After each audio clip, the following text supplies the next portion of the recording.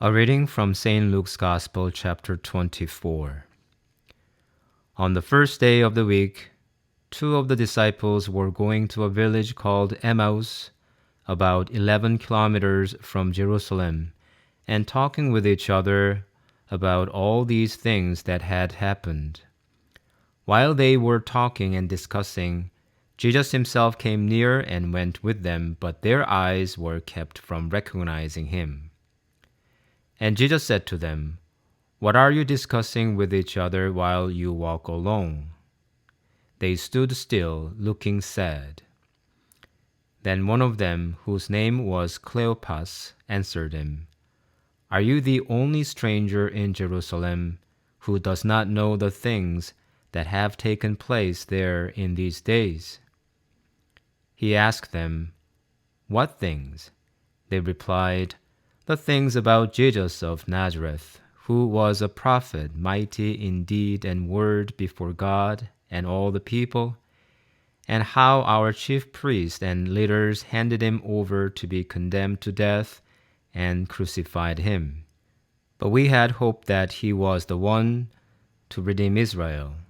Yes, and besides all this, it is now the third day since these things took place. Moreover, some women of our group astounded us.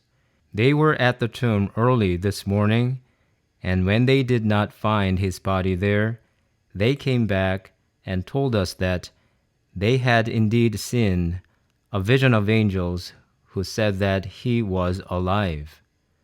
Some of those who were with us went to the tomb and found it just as the women had said, but they did not see him."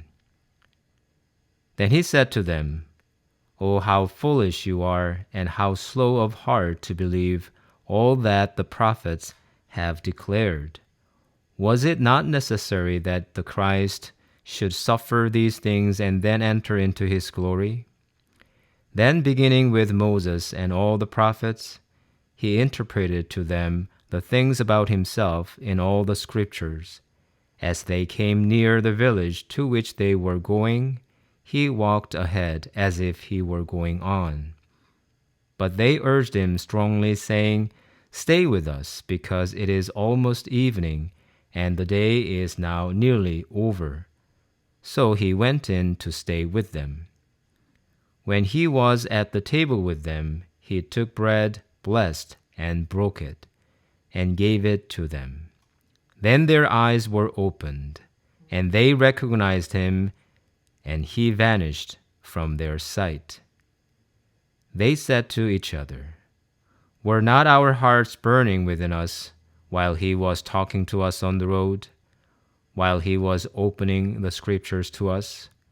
That same hour they got up and returned to Jerusalem, and they found the 11 and their companions gathered together. These were saying, "The Lord has risen indeed, and he has appeared to Simon." Then they told what had happened on the road and how he had been made known to them in the breaking of the bread.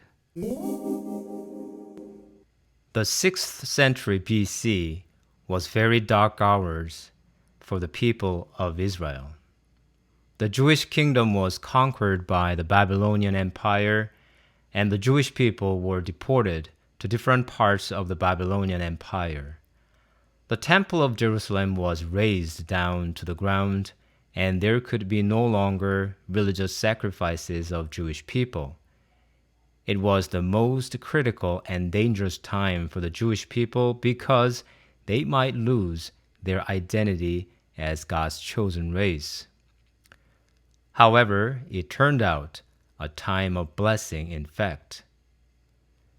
Against all these miseries, the Jewish people gathered and edited their scriptures this time. Most of the books of the Old Testament we use now came out in the final form in this period. During these years of oppression, the Holy Spirit was ever more active among the people of Israel, not in Jerusalem or in any parts of Israel, but in a foreign land. When Jesus was crucified and died, it looked all his powerful deeds and words during his ministry on earth completely and abjectly failed. The two disciples on the way to Emmaus in today's gospel were sad. They were dismayed and gave up their hope and walked away from Jerusalem. But Jesus walked together with them. He didn't give them up. He opened the scriptures and revealed the mystery of salvation from Moses down to Christ. The hearts of these two disciples caught on fire at the words of Jesus. They invited Jesus to their home while not knowing it was Jesus. Probably they wanted to listen to him more. And there, at the breaking of the bread, Jesus removed their blindness. Finally, they recognized the presence of the risen Jesus. But at the same time, they realized the risen Lord had been with them all the way. In these days, we are deprived of Jesus because we cannot celebrate the Mass together as a community. But can we say that Christ is now absent among us because we don't celebrate the liturgy? Often, God is present by his absence. Let us open the Bible. Let us hold the rosary. Let us examine carefully our life. Let the Holy Spirit work now.